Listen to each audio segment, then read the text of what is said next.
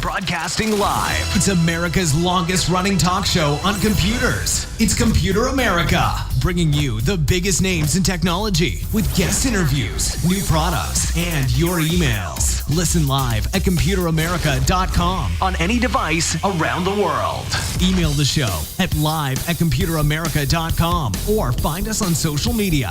Be sure to check out our website for contests, giveaways, show notes, live video stream, podcasts, and more. You're listening to Computer America. Hello and welcome into the Computer America Show. We are the nation's longest running, nationally syndicated radio talk show on computers and technology. Thank you for joining us. I'm your host, Ben Crossman, and I hope all of you are having a wonderful day because we have a great show planned for you where for the entire program, we are dedicated to cybersecurity, cyber threats, new happening things that you should definitely know about. And here to talk about all of it with us is the one, the only, Mr. Scott Schober, author of Hacked Again, and of course, our resident cybersecurity expert. There we go. Hard to talk. And so we're going to get to that in just a moment, but a couple of things, including computeramerica.com. That's where you'll find everything from the show notes, which will have all the links, as well as any videos, articles, anything that we show here on today's program. They will be in one place so that you can go check it out. Also, while you're there, be sure to check out the social media contest brought to you by Logitech, and also check out the live video stream, which you can also find at twitch.tv/Computer America. We also have a chat room if that's your thing, and you can get in contact with us as we, kind of do the show. So I think, just run through all that very quickly. Again, I hope all of you are having a great day and ready for some Computer America. So why don't we go ahead, just bring our guest on and get started because we have a lot to talk about and very little time to do it. As I said before, he's been on the show many times, and Scott Schober, he should be no stranger to you, but if he is, he'll tell you all about himself. And Scott, welcome back onto Computer America. How you doing? I'm doing great. Great to be back, Ben. Thank you. Happy to have you. So, obviously, judging by today's show notes, you certainly have been busy. You've been trying to spread the word about cybersecurity in a couple of places, and we're going to get into your topics. But before we do, why don't we go ahead and give the people an idea of, kind of what you do in your day job? What makes you qualified to be our resident cybersecurity expert? Yeah, absolutely. Well, I have the privilege of being the president and CEO of Berkeley Varitronics Systems. We focus on developing innovative wireless solutions. Most of them are focused geared towards cyber wireless threat detection tools, which simply means we're building tools to hunt down cell phones, Wi-Fi threats, Bluetooth threats, and other wireless threats. We also have a host of distracted operator type of tools and alerts to keep people safe on the road, safe on the mine, safe if they're in a train from any distractions that cell phones can possibly introduce. So it's kind of an exciting job because I crisscross both the world of wireless and cybersecurity and get to meet a lot of interesting folks. And I'm always posed with different security challenges and looking for innovative ways to solve those challenges with technology. Absolutely. So there's obviously, a lot to, or at least a lot in the recent past. I'd say things really kicked into high gear, obviously, in the past couple of years, but more so as obviously this, this election with the emphasis on hacking being really, instead of this idea that, hey, someone's going to take your credit card number and go buy a TV somewhere, hacking really turned into, oh wait, turns out everything we do is now online, be it voting records, be it just kind of socializing, be it to, yes, financial records. I mean, a lot of our day to day, and more so, it's not a trend going in reverse. It's ever wrapped up, or at least it's more possible than ever to be hacked in ways that really are not even apparent. So I think to start off our conversation here, we're going to go ahead and talk about voting machines. And that is voting machines are one thing that you'd hope are never, ever, ever going to be, how do you put it? Never going to be hackable. You hope that they've come up with the perfect system that will never be hacked, and voting is as sacred as it ever will be. But you have a story here about voting machines and how they can be hacked and why that's a problem. Yeah, absolutely, and I'm glad you touched on it the way you introduced it, because just to clarify for all the listeners, we know, we always talk about this, nothing is 100% secure, and there's a lot of different ways to hack things. And I think that's what part of the concern is. Everybody realizes that elections, I think by now, have been tampered with or have been hacked to some degree. And the question is, how? Well, I think as research goes on and on, what they're finding is there's a lot of ways of doing it. Older machines, some of the older machines are actually, these are voting machines, actually, and they were classified as WinVote machines. They actually could be connected through Wi-Fi. So you could have a Wi-Fi connection to your local computer that could download and dump a lot of the voting results, which was popular, it was convenient. However, we all know that Wi-Fi is not that secure.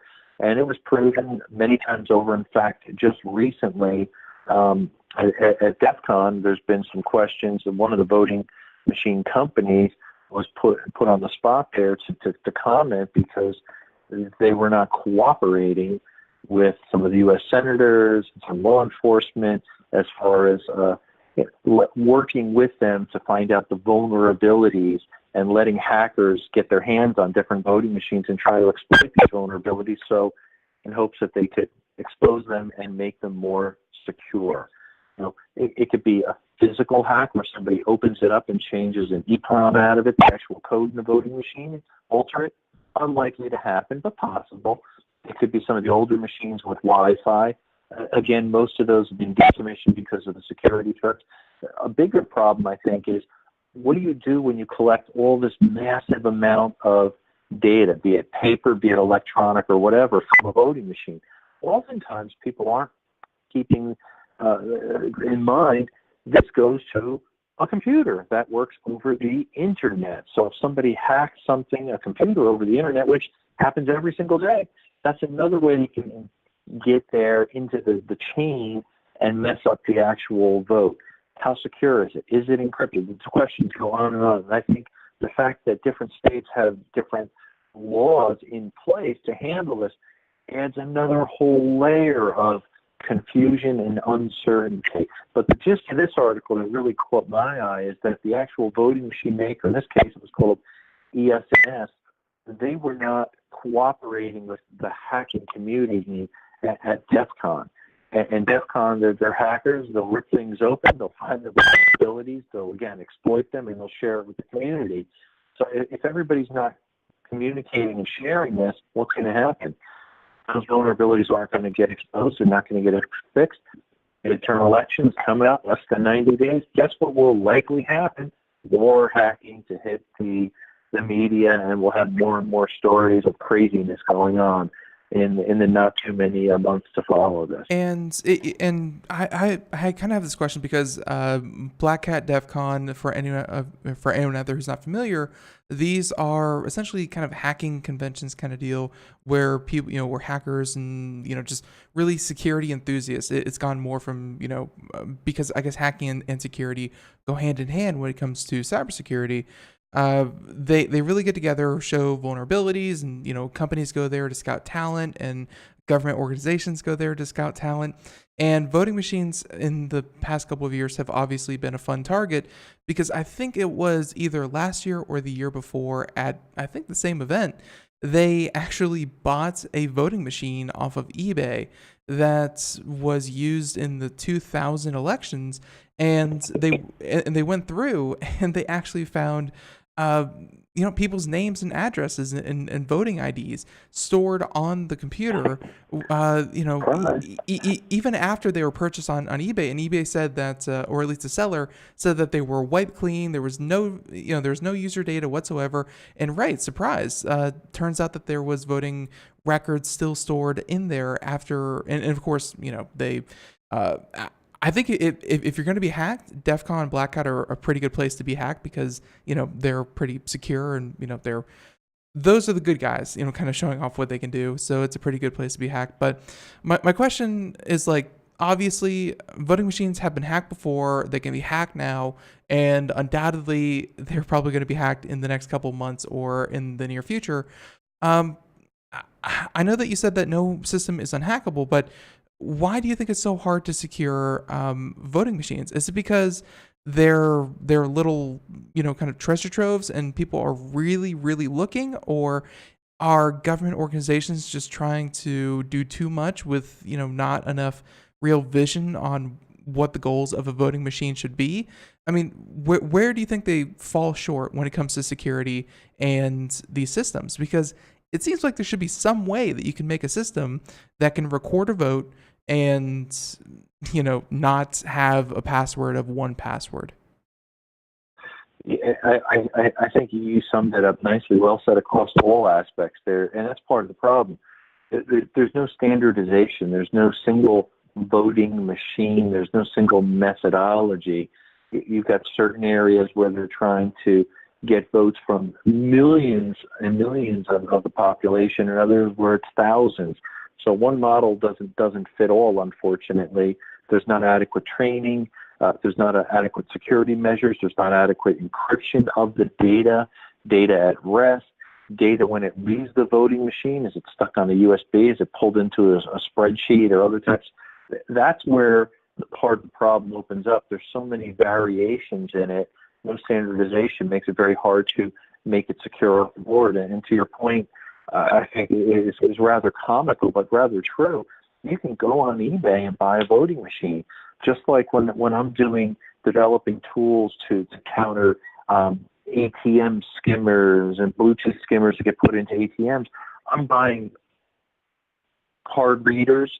I'm buying bezels. I'm buying ATMs. I'm ripping them apart because I want to know where the vulnerabilities are, more specifically where the bad guys put the stuff to steal your card. The scary part is how cheap and how easy it is to buy it on eBay. There's nothing to prevent you. And I've got a whole trove of things that I'm becoming an expert on ATMs, and it's easy to do. The same analogy is true with printers. Think about printers. Not much different. Same thing can be true about older fax machines. There's a lot of memory that files are sitting supposedly in a printer, in an ATM machine, in a fax machine, in a voting machine that can be exploited. People say, yeah, I wiped it, but they didn't take an hour to properly wipe it. They probably said, it's clean enough, no one will ever find it. Or they do just a simple delete, not realizing, hey, it's still residing there in part in the memory. It can be scraped using the proper software. So fundamentally across the board, there's a lot of vulnerabilities with voting machine and tampering. And that's not even bringing in the human element, which we know is often the biggest weakness there. Somebody's paid off and corrupt and changes a vote that was swinging one way to another way for some set fee. we're not even talking about it. We're focusing just on the technology aspect. But if you bring in human intervention and corruption, it scares me even more. And those are obviously very valid concerns. I mean, I've heard in certain circles, and obviously this may be tech people saying, "Hey, technology is still the answer here." I've seen tech people really say that the answer to this is not to go back to paper ballots, is not to go back to getting everyone in a room and shouting who they vote for, but actual verifiable voting records where right now a lot of voter IDs out there, you go to the DMV and that's a lot of people's first instance of getting a voter registration card. And it's a pretty basic kind of ordeal. It's it's a piece of paper with your voter ID on it, and there you go. That's it. It's not that complicated. Have you heard of anything that we can do to replace this, supplement this? I've heard of some things like blockchain that you can actually use. Obviously blockchain being some kind of virtual ledger that you can compare transactions, and in this case, the transaction would be you as an individual and who you voted for, and then adding that up to kind of a national ledger. And so if you ever wanted to verify your vote was counted for who you wanted to, you could then trace that back through a particular, just like a string of characters for a Bitcoin wallet, a string of characters for your, for your secure blockchain, I guess, voter ID. I mean, is there any solution to this that we don't go backwards? Is there any solution forwards as far as technology goes that you're kind of interested in? Well, I think your point about blockchain is brilliant, because that actually would be an excellent use for it, because, again, you got a public ledger there. You've got security there. It would have to be accepted, and that's unfortunately going to take an act of Congress, no pun intended. And that's part of the challenge, I think, when you're in the world of politics. To get things done takes years. If you look at some of the voting machines that are actually being used, these are not 2018 models that are going to be used. These things are sometimes dinosaurs and archaic. So how do you change them all out? It takes time, it takes money, it takes resources. And I think that's the fundamental underlying problem of things. They need to have almost and I hate to say this because the government's forced to do this, but kind of a mandated, here's what a minimum set of requirements across the board that has to be standardized on, that independently is reviewed by security researchers, bring the hackers in, and get all the bugs out of it, have a nice bug bounty program, and take this to market where you could replace all of the voting machines so they're secure, blockchain, proper encryption, proper handling of data at rest, when it's in motion, how it gets from point A to point B. Somebody has to look at the entire voting ecosystem to properly secure. For the most part, ATMs, for example, I would say are pretty secure, with exception to some of the skimmers and other things there that are kind of external threats that are brought in. Why? Because they've spent so much money protecting our money. It makes sense. Well, they got to treat this too as personal information, as very valuable, and spend the money and resources to secure it properly, not to band-aid and patch it, which has been done up to this point. Well, yeah, and obviously a lot of that has to do with the fact that, we did go straight from paper ballots, hanging chads, and punch cards, so on and so forth, directly into the age of computers, and there's going to be growing pains. And I guess a lot of what we're talking about here, and a lot of what this article highlighted, is that these are the growing pains of just a very segmented. I guess kind of marketplace, especially across 50 states. So I think that there's a way forward. There's certainly a place for technology. I know a lot of people are calling for secondary paper ballots to, kind of reflect what people are doing. But I feel like, I don't know, just because I'm a technologist, I really don't like the idea of just having to go backwards because we can't figure it out. I don't find that a satisfying solution. So.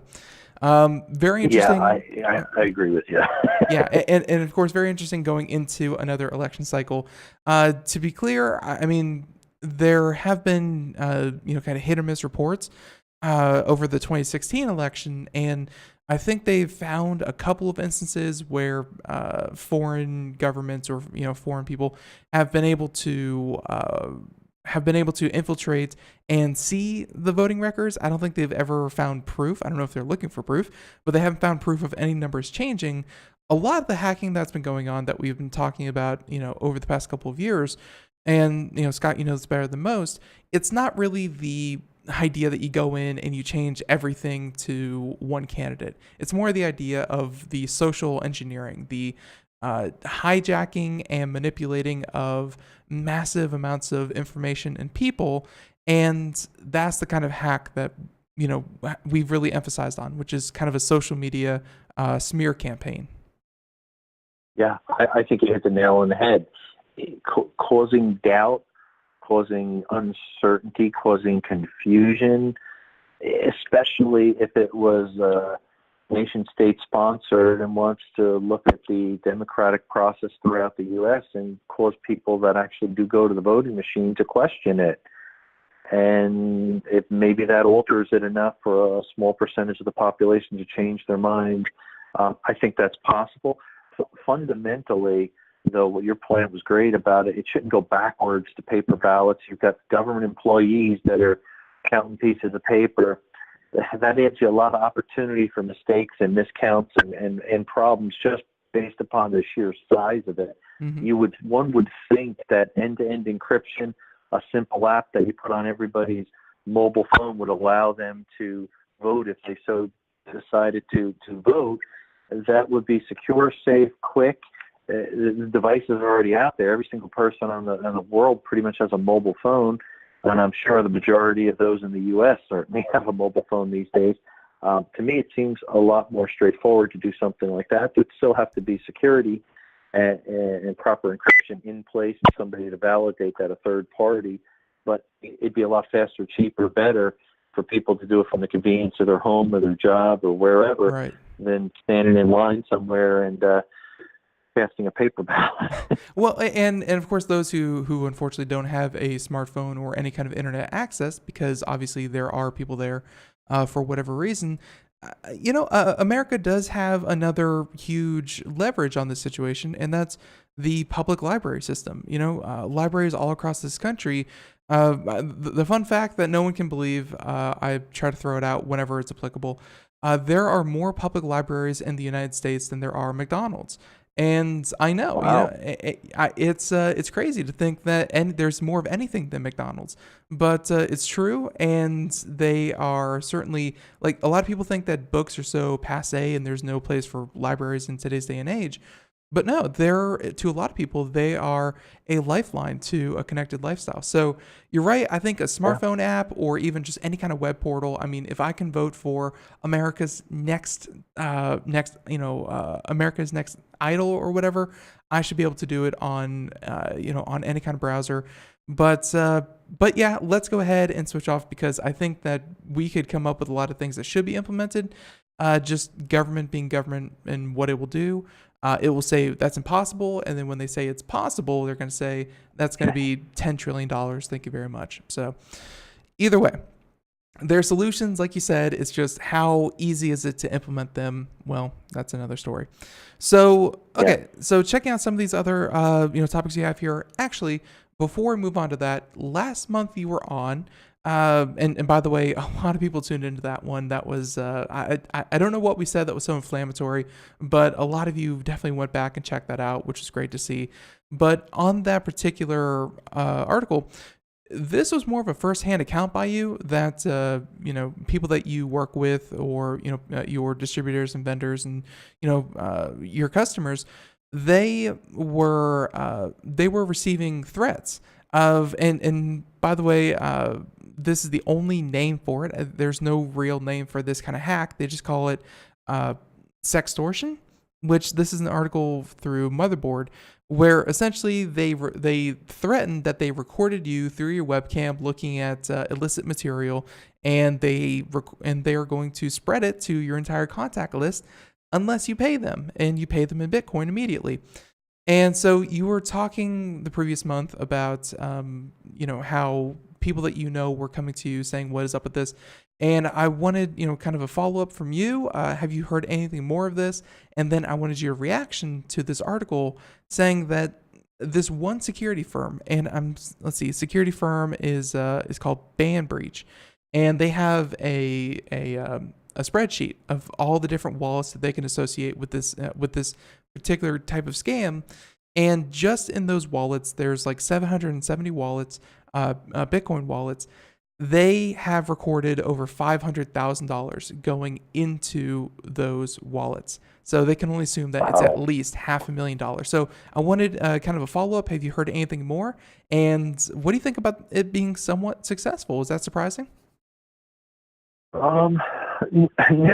Anything associated to Bitcoin these days is not that surprising. It's such a well-adopted and publicized digital currency, and it still provides a level of anonymity, which is, I think, what really attracts bad guys and bad things to it, even though, again, Bitcoin itself is not bad, I always add. But this scam going around, I think it plays on a lot of people's fear. Well, number one, I think there's a high percentage of people that are watching pornography and other things they probably shouldn't have. Mm-hmm. I won't dive into statistics and things there. So basically, if you put out something saying you caught somebody watching it, you have a very high percentage of success in claiming that, because so many people do and they don't admit it. And the feeling, I think, from a potential victim standpoint is, geez, if I pay Bitcoin, no one will ever associate it. My wife, my girlfriend, my grandmother will not know that I was caught doing it, so I better just pay the piper, because this is a ransom or an extortion. Right. Different type of ransomware, in a sense. Hugely successful. So I believe that much money could certainly go through. And with all successful campaigns, they don't try to break your bank. They're not asking you for $50,000. They're asking you for $1,000, $100 in the equivalent Bitcoin to the U.S. dollar, which means the average person that potentially watched pornography or other disgusting things that's being blackmailed can come up with that money to make it go away, or so they would think. So I think that in part is part of the success in the campaign. Whether or not they turn on or off your camera, that's been proven that it could be done without the lighting. Mm-hmm. A lot of malware that can do that. Do you think they actually sat there and watched you watch some pervert doing this or that? I don't know. Probably not. The case is more that they're just collecting a lot of fake money and putting the gun to your head saying, pay up or else. And that's what I think is really going on in this case. Where did the attacker get your password or whatever else, or your information, your personal information?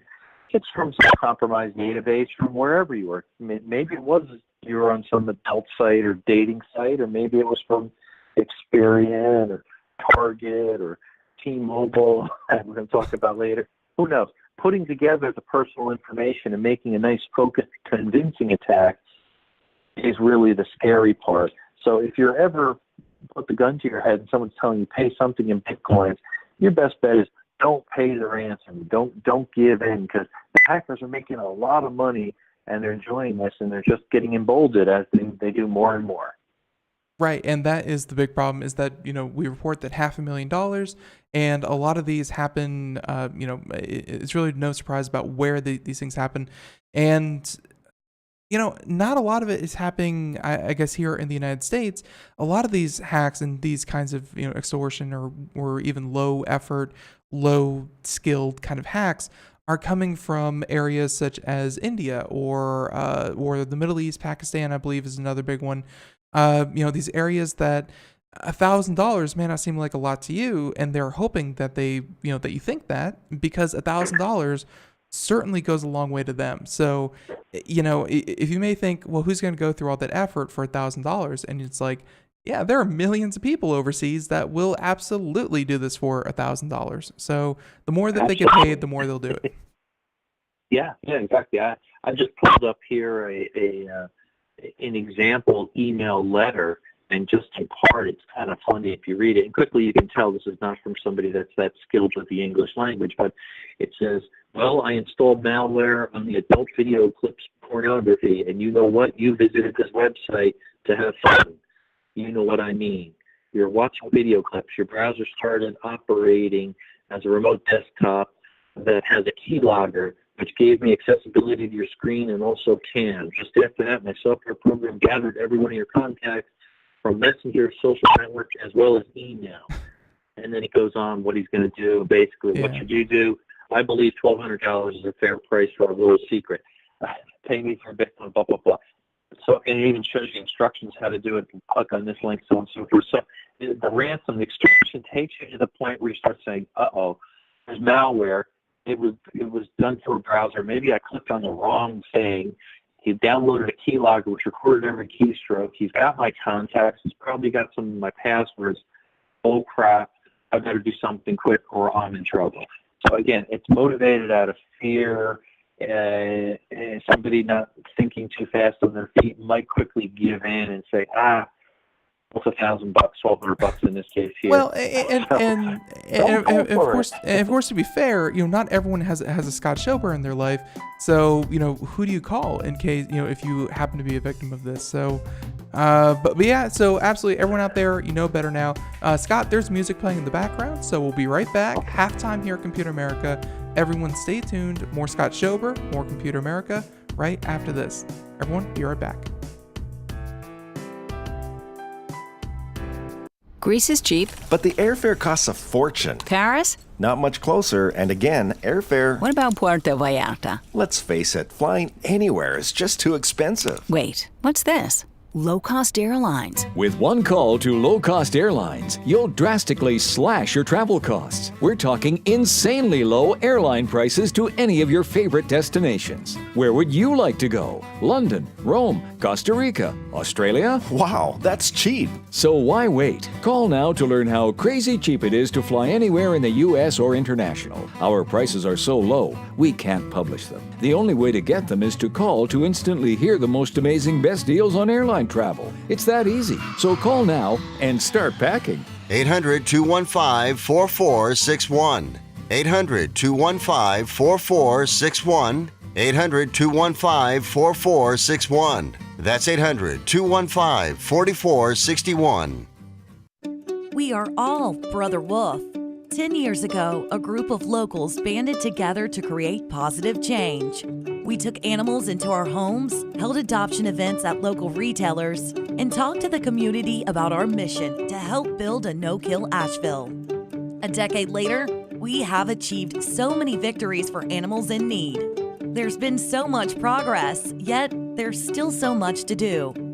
As part of our year-long celebration, we encourage you to become a member of our special Compassionate Circle program. With a monthly donation of $10 or more, you will have behind-the-scenes access to the work we are doing at Brother Wolf. Our goal is to reach 1,000 members because we receive no government funding.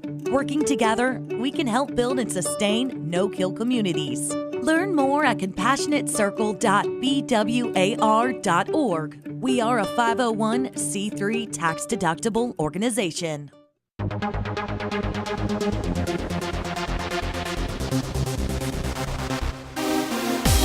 And welcome back to the Computer America Show. It is 32 minutes past the hour, and before we get back to our guest, a couple of things, or actually one thing, important thing. If you miss any part of today's show, please feel free to check out the podcast version of the program, where it's simply today's show rebroadcast wherever podcasts are heard. Also, one thing that we've been kind of hinting at, and as it will warrant, if anything ever happens or anything that we need to talk about, we realized, and I don't know why it took us so long to, but if we wanted to kind of go over, just realize any part of today's program that we don't manage to fit in today's show, we will, of course, include in the podcast. So the podcast may start becoming a bit more of a longer forum, but we'll certainly let you know ahead of time when that happens. But at any rate, in the meantime, we continue on with our guest, and we are talking cybersecurity with our resident cybersecurity expert, Mr. Scott Schober. And Scott, again, thank you for continuing on. So I'll go ahead and kind of ask you any last any kind of last thoughts on our previous topic of this extortion ransomware kind of deal where it's not even really hacking, it's taking information that is available through different sources, password dumps and things like that, taking information that's publicly available, finding email that is in the same way publicly available through email dumps and things like that, and essentially writing a little script that will replace the email and the password and blast everyone's email saying, "Hey, we've got your information. Send us money." Any more thoughts on that? Yeah, absolutely. A couple things. One thing that really stands out in my mind, oftentimes these things are scarfed or emails are compromised when you're buying things online, when you're registering for things, so on and so forth. So sometimes having multiple emails is a good thing. In other words, if you have a Gmail, a Yahoo email, a burner email where you don't put very important things on so you could differentiate, I do that. I have several different email accounts, so if something suspicious comes up, it's a lot higher probability I know, this was probably a compromised email through such and such a scam. The other thing you could do is have your email scanned every once in a while. I just had this done recently, in fact last week, a company called Cyber They do some really cool stuff, but basically what they do is go out on the dark web. They can scan and see where your email may have turned up and where your password may have been compromised. Maybe on LinkedIn when there was a hack there that somebody got your username, your password, your other personal information, and they'll actually list it. So in other words, all of us may have information down on the dark web. It's good to have a dark web scam done every once in a while just to see what's floating down there. That way you can be prepared. And more importantly, it forces you to update your passwords, to secure things, to close accounts out that you don't use anymore. Maybe you're not on, I don't know, MySpace or Facebook or whatever it is. Close out accounts and make sure they're properly closed. Don't reuse any of those passwords again. And using a quick scan to make sure that you're not floating your information out there on the dark web is good for peace of mind, just like people do a credit check and all those other type of things. It's good to monitor your digital presence on the web and where your personal information is. Absolutely. And there's one strategy I have never used before. I'm not sure if you've heard about it, Scott, but there's one that I hear about it more and more. I'm thinking about doing it. It's just remembering whenever I sign up for these services. And it's called subtags. And subtags for emails, there's depending on your provider, I'm going to assume everyone has a Gmail at this point. So say that let's say that the bulk of your email, let's say it's ben.crossman, at gmail.com, just as an example. If you sign up for, let's say, a website, a newsletter, any kind of services, anything that you register your email for, you can do ben.crossman and then +, and then you can do, let's say I signed up for a newsletter for, I don't know, I'm really hungry right now, Arby's, why not? So ben.crossman + Arby's at gmail.com. And that way, whenever you see obviously an email from Arby's, it's going to go there and you're going to be able to identify which address it went to. But then even beyond that, if you see it compromised, such as, as we're talking about, or if we see it, sold anywhere else, and then you start getting weird emails, and we know that, the email address comes back as ben.crossman at, + Arby's, but it's for a furniture store, we know that Arby's sold or lost, or in some way my email address was compromised through their server. Like the + tag doesn't interfere with anything. It still goes to your inbox. It simply adds a little identifier to to kind of what you do. I've heard about this. I've never done it, but I'm hearing it as a strategy more and more. What do you think about that kind of idea? Yeah, I think for certain people it actually makes sense. I think they often refer to it as a superscript text. Mm-hmm. So it is a nice, simple way that you can kind of track things and see if things were compromised. The challenge of it is if the average internet user is like me, our email is everywhere, and we're logging on everywhere and tracking and creating all these little nuances. can start to become a full-time job, and That's that's true. the negative. It's not a silver bullet, but I think it's really cool. What I've personally done, and this is more on the research side and for the fun side, is create fictitious accounts sometimes and try to see where things land and go down the path and see how far somebody can actually get.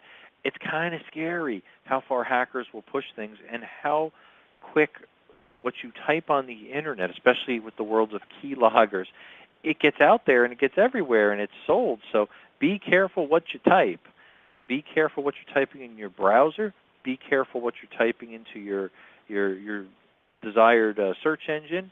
I love Google. Don't get me wrong. Yahoo, a lot of different search engines out there. Bing, but at the same time, sometimes I mix it up. I use DuckDuckGo. No, Keep it out of everybody's hands. It makes sense. Stay a little anonymous.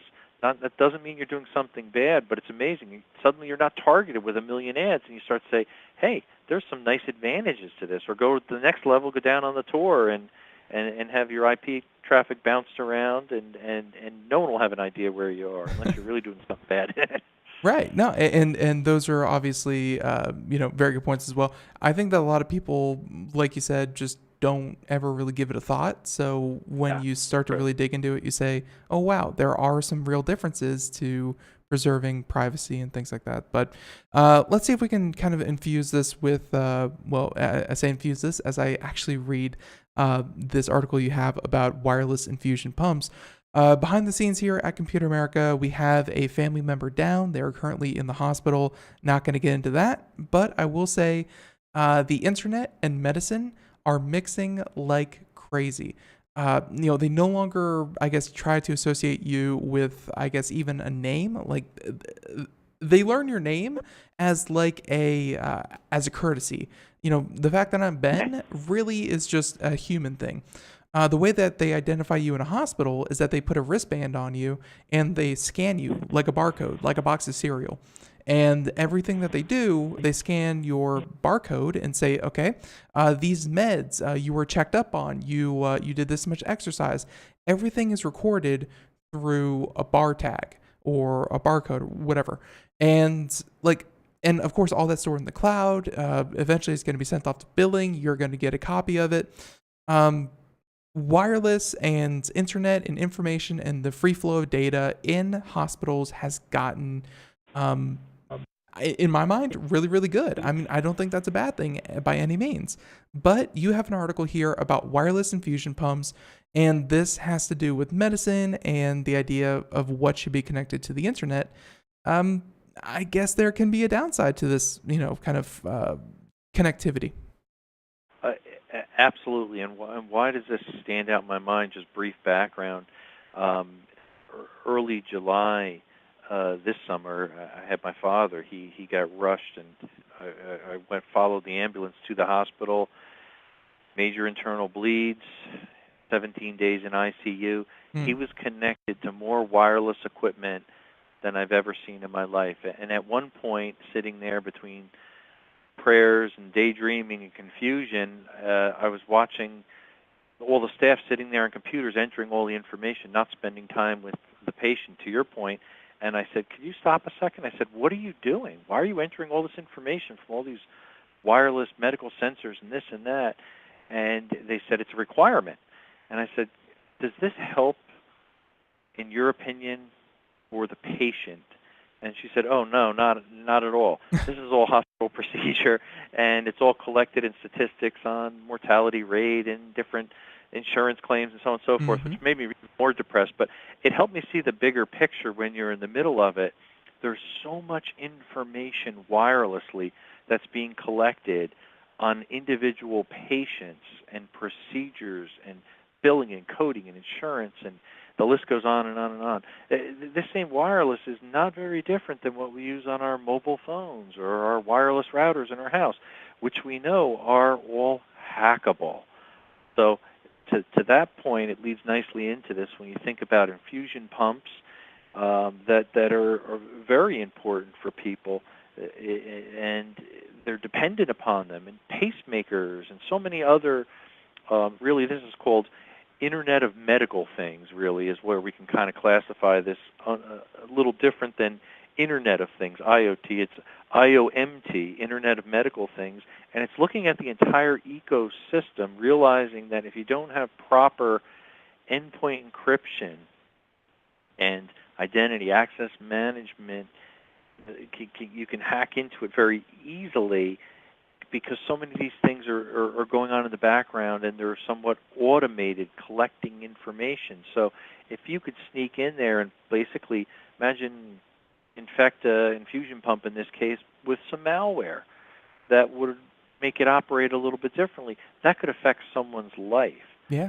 Once you get into that ecosystem, you work across a huge attack surface, because there's so many other medical devices that are wirelessly interconnected, collecting all this data that may save lives and may also be used for insurance purposes or whatever else. So it's really to speak of the bigger picture of problems. If bad guys, hackers, wanted to breach in and start exploiting this conduit of wireless connectivity to different types of medical apparatus, man, they can cause a lot of damage. And that's really what a lot of things, as we talked about before DEF CON, and this year, in fact, at Black Hat, the hacking conference in Vegas, it was only a couple of weeks back, they were demonstrating some of these wireless hacks in infusion pumps and other medical devices there, just to prove out none of it's 100% secure from wireless attacks, to raise the conversation, which it did, because we're talking about it now. Your listeners are hearing about it, and I think that's a good thing, so it can become better tested and better secured.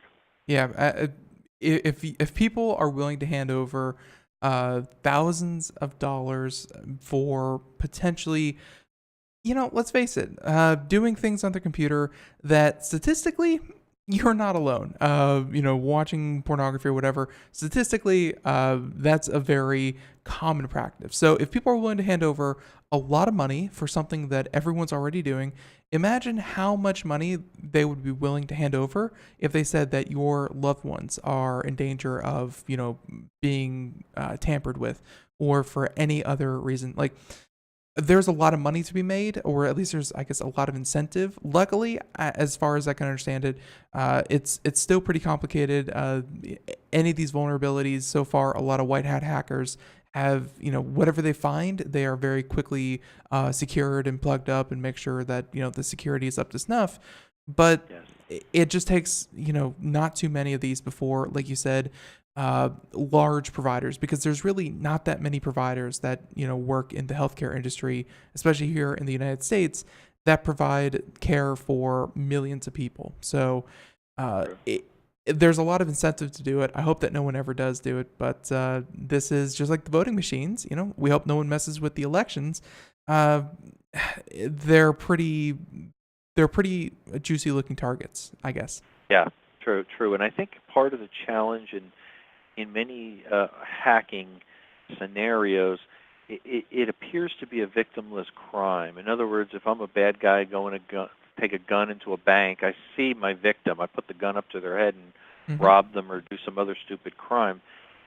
People are a little more hesitant, because you could get on camera, they could see you, so on and so forth. To digitally follow somebody that places malware is a little bit more challenging, or I should say a lot more challenging, and you don't see your victim face to face. That, I think, makes the crime, allowing the bad guy to be anonymous, that much easier to swallow, and he probably could sleep a little better at night, because he's sitting there saying, well, I don't know who the victim was. They were probably late in their 90s. They were going to pass anyway. What's the big deal? So I got $10,000. A lot of justifications, yeah. A lot of justification. And that's actually very interesting.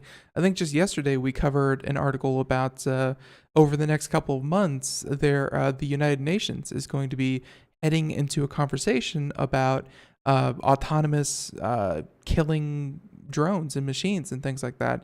And, what are their role going to be in the warfare of tomorrow?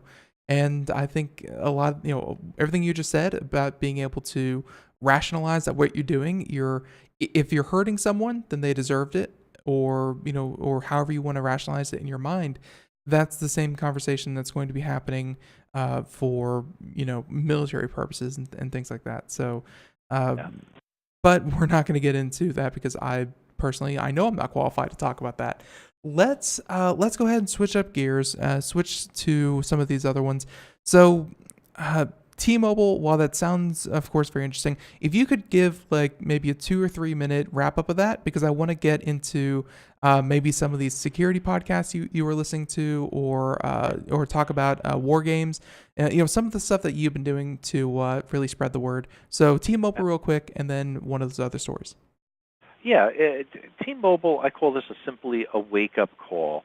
T-Mobile's been hacked before. Back in 2015, they did announce hackers obtained all kinds of personal information. Back then, it was home address, social security numbers, birth dates, personal information of about 5 million wireless customers. They've got about 75 million wireless customers now.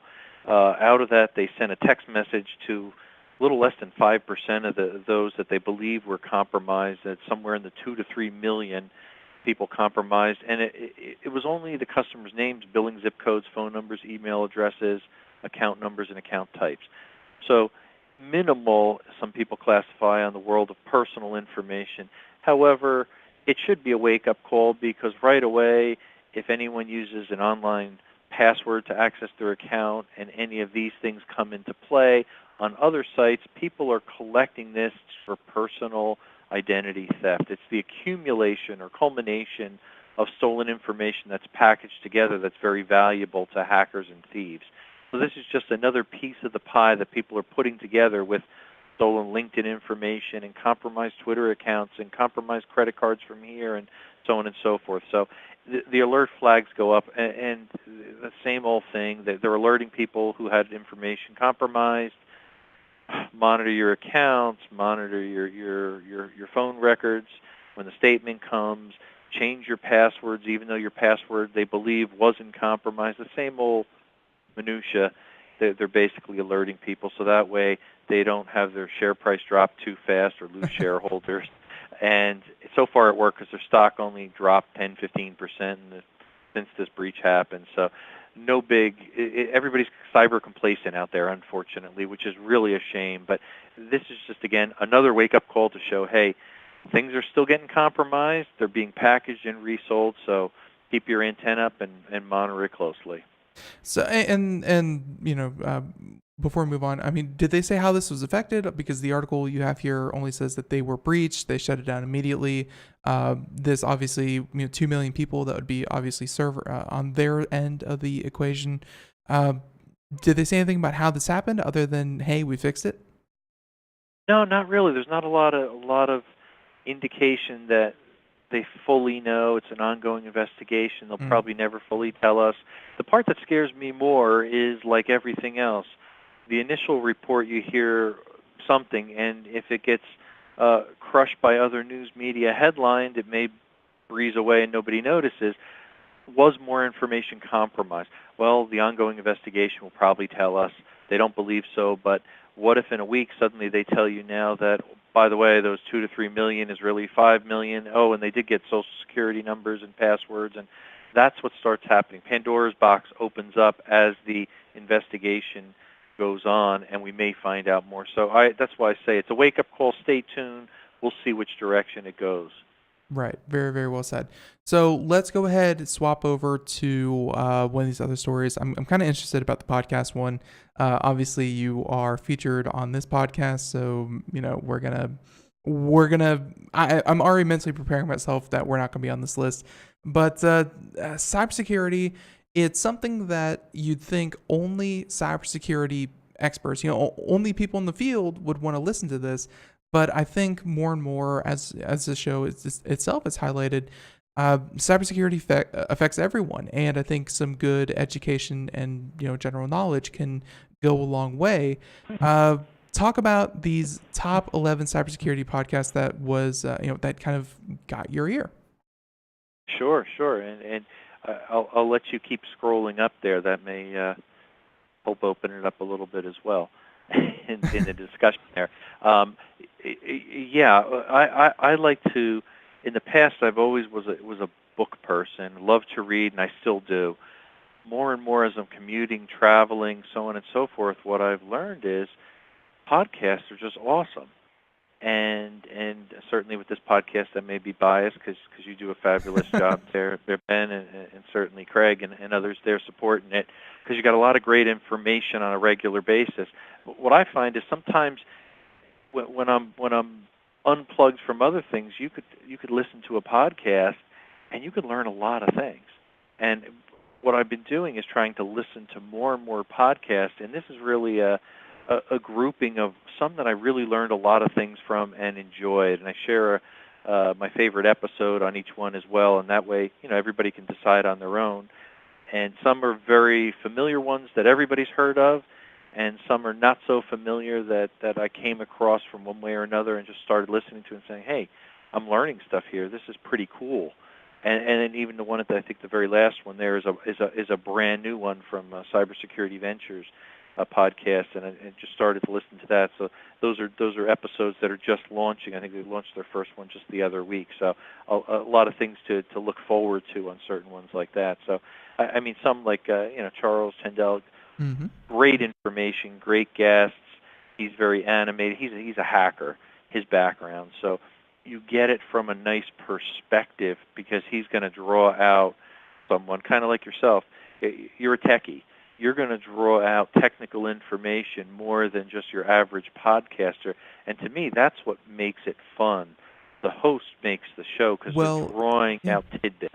Yeah, and Charles Sendell, of course, no stranger to the show. He actually co-hosted Computer America for about a year. Oh, did he? Yeah, fun fact. Did not know that. Yeah. You learn a lot. he co-hosted Computer America for a year, I think back in I want to say about 2013 or 14, somewhere around there. And then of course through us, I don't want to say that we directly got him his radio show, but we definitely I like to take credit for the fact that he got his aspirations to kind of do his own show, get into show business, and really, like you said, he's very animated. He's a very good host, and I'm glad that he definitely made the list. That's very cool to see.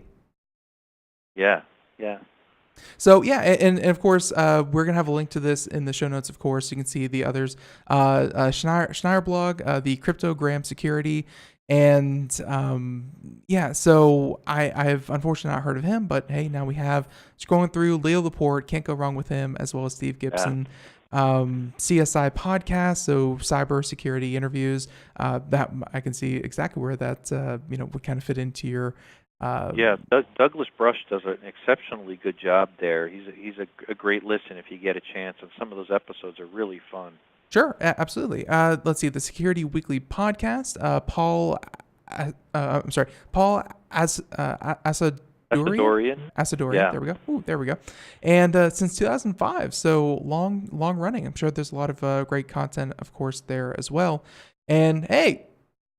See, I ruined it for myself. I scrolled down the list really quick. I knew Computer America was there. Very happy that you included us, and of course you join us here every single month to talk about what's new. So I'm glad that. Well deserved. Thank you so much for including us, and happy to be there. So Southern Fried Security Podcast. Just going to run through these so we can get one more story in. The Silver Bullet Security Podcast, CyberWire. And of course, Human Factor Podcast, as well as Cybercrime Studios. I mean, obviously, there's voice crack. There's 11 that you listed here. There's many, many more out there. Kind of one more time, emphasize why why did you decide to highlight cybersecurity in the form of a podcast? Why is that better than technical papers or articles or things like that? Why are cybersecurity podcasts so meaningful for you now? I think podcasts are just a great medium as opposed to the traditional articles. People read articles because they're so busy, they read the headlines. More and more, when you're commuting, when you're on the train, when you're traveling, when you're at the gym, when you're running, riding a bike, I throw on my headphones and I listen to podcasts.